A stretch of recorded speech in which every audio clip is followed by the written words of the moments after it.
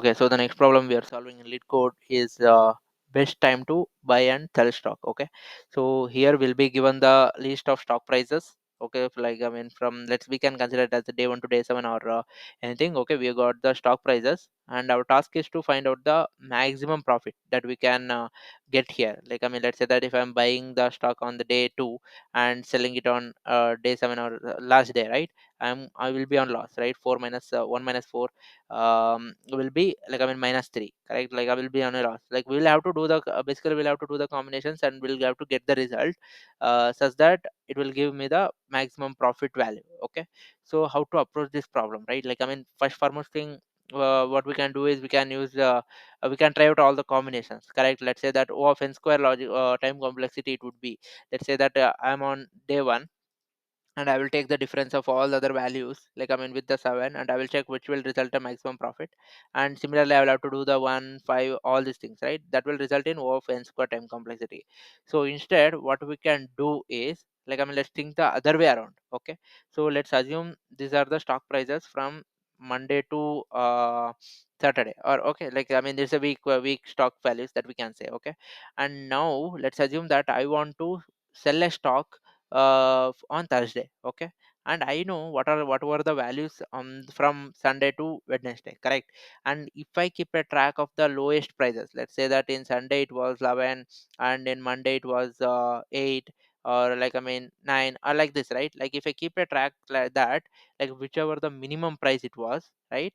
Like if I keep a track of that, I can just take a difference of the current days and the previous lowest values, and I can get a maximum profit value, correct? And I'm least bothered about which is the days. I just need a difference and I just need a maximum profit calculation, correct?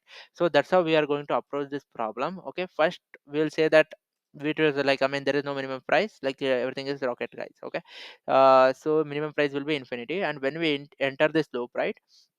So the first one we'll ignore because there was no minimum prices as such, right? It will be infinite. So we'll update this itself as a minimum one. Okay, 7 was the minimum one. Okay, and next we'll encounter this, we encounter the new minimum value, right? So that we don't need this anymore, so we need this one.